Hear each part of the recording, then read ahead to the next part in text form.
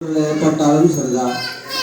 அன்னை பராசக்தியினுடைய அனுகிரகத்தினாலே காலம் தவறாது என்னுடைய இந்த பீடத்தினுடைய பீடாதிபதியாக என்னுடைய பிரார்த்தனை எல்லாம் என்னன்னா, அன்னை பராசக்தி நாகபராசக்தியாக இங்கே எழுந்தருளி இந்த எல்லைக்கு மட்டுமல்ல அனைத்து எல்லைக்குட்பட்ட நாகதேவதை ஆலயங்களிலும் நாகதேவதை சக்தி பீடங்களிலும் எத்தனையோ வராகியம்மன் சக்தி பீடங்களிலும் சத்தியத்துவம் தர்மத்துவம் நிலைப்படுத்துவதற்காக அந்தந்த குருமார்கள் எல்லாம் சங்கல்பம் எடுத்திருக்கிறார்கள்.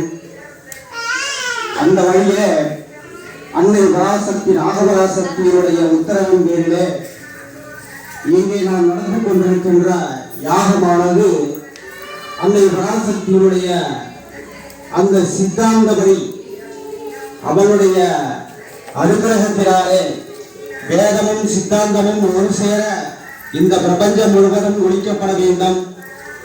வேதாந்தத்தை கையில் எடுக்கின்ற பொழுது சித்தாந்தம் ஆழ்மனதிலே இருக்க வேண்டும் என்ற நோக்கத்தோடு ஒவ்வொரு வேள்வி பூஜைகளும் நடத்தப்பட வேண்டும்.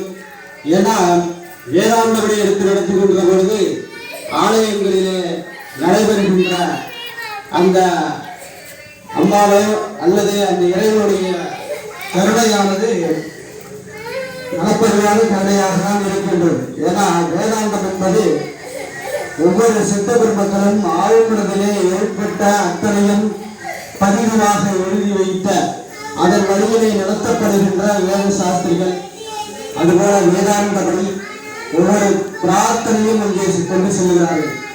அதுபோல சித்தாந்தபடி இந்த கலியுகத்திலே நடத்தக்கூடிய வேள்விகளும் யாக பூஜைகளும் சித்தாந்தம் என்று சொன்னால் அந்த இறைவனிடமிருந்தும் நேரடியாக பெறக்கூடிய அந்த அருளானது அங்கே ஆழ்மனதிலே தூய்மை கொண்டு செயல்படுத்தக்கூடிய சித்தாந்த முறை தான் உணர்ந்து அந்த யாக பூஜையிலே நடத்துகின்ற உணர்த்துகின்ற அத்தனை கருத்துக்களையும் அதோடு மட்டுமல்ல இந்த பிரபஞ்சத்திலே நடைபெற இருக்கின்ற இயற்கை சீற்றங்கள் இயற்கை இடர்பாடுகள் எல்லாமே மனித இடத்தை தாக்கம் போகின்ற நிலையிலே இருந்து கொண்டிருக்கிறது. ஏன்னா ஏற்கனவே இறைவன் உணர்த்திவிட்டான், இனியும் உணர்த்தி கொண்டிருக்கிறான். அதை அறியாத மனிதன் தான் தன்னை உணர வேண்டும், தன்னை உணர வேண்டும் என்று சொன்னால் ஆழ்மனதிலே இறைவனை உணர வேண்டும். இறைவனை உணர்கின்ற பொழுது தன்னையும் உணர முடியும், தன்னை சுற்றி இருக்கின்ற சுற்றுப்புற சூழ்நிலைகளையும் உணர முடியும். பஞ்சபூதமாக விளங்கக்கூடிய இறைவனாகப்பட்டவன் எப்படியெல்லாம் மனித இடத்திற்கு உணர்த்துகிறான் என்பதையெல்லாம் உணர முடியும். உணரும் பொழுது தர்ம வழியிலே அதர்ம வழியை விட்டுவிட்டு எப்படி வேண்டுமானாலும் வாழலாம் என்பதை விட்டுவிட்டு இப்படிதான் வாழ வேண்டும் என்ற மனித இனம் ஒரு வரம்புக்கு உட்பட்டு வர வேண்டும். அவர்களும் வளம் பெற வேண்டும், மனித இனமே வளம் பெற வேண்டும், இந்த பிரபஞ்சம் வர வேண்டும், பிரபஞ்சத்தில் வாழ்கின்ற உயிரினங்களும் வளம் பெற வேண்டும் என்ற நோக்கத்தில்தான் இறைவனாகப்பட்டவன் பல ஆயிரம் தாய் குணத்திற்கு சமமாக பாவப்பட்ட மனித இனத்திற்கு உணர்த்திக் கொண்டிருக்கிறான் என்பதையெல்லாம் ஒவ்வொரு குருவிடங்களிலும் சக்தி பீடங்களின் மூலமாக உணர்த்தப்படுகிறது. அதுபோல கேட்கிறானோ கேட்கலையோ அந்தந்த குருவிடங்களிலும் இறைவன் உணர்த்துகின்றபடி காலம் தவறாக அங்கங்கே யாக பூஜைகள் ஒவ்வொரு விழா என்று சொன்னால் அது விழாவாக அல்ல, பொழுதுபோக்கு நிகழ்ச்சியாக அல்ல. ஒவ்வொருவரும் அவருடைய விழாவிலே கலந்து கொள்ளும் பொழுது அவர்களுடைய பிரார்த்தனை எல்லாம் அந்த இறைவன் பாதத்திலே சமர்ப்பிக்கும் விதமாக அந்த விழா எடுக்கப்படுகிறது. அதையெல்லாம் மனிதர்கள் என்ன பண்ணா மனிதர்களை வந்து ஒவ்வொருவருமே ஆன்மீக வழியிலே அடையெடுத்து வைத்து அந்த இறைவனுடைய அளப்பரியாத கருணையை பெற்று இந்த பிரபஞ்சம் முழுவதும் சுபிட்சை உடையதற்கு காரணமாக மாற்றமாக்கிக் கொள்ள வேண்டும் என்று கேட்டுக்கொண்டு இந்த பாதாள பத்ரகாளியம்மனை அழைக்கப்பட்டு அம்பாளுடைய ஆனந்த தாண்டவத்தை இங்கே பார்க்க முடிந்தது.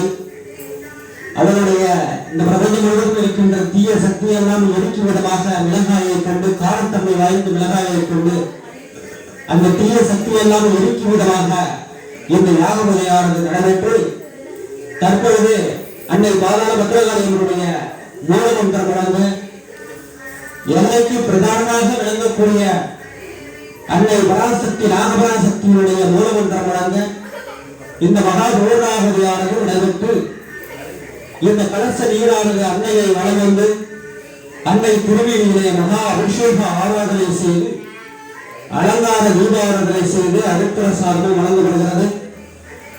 தற்போது மகா பூர்ணாகுதியானது நடைபெறுகின்ற காலத்திலே உங்களுடைய பிரார்த்தனைகள் அனைத்தும் அங்கே பிரார்த்தனையாக செலுத்தி அன்னையை வேண்டிக் கொள்ளும்படி கேட்டுக்கொண்டு இந்த மகா பூர்ணாகுதியை நடத்துகிறது.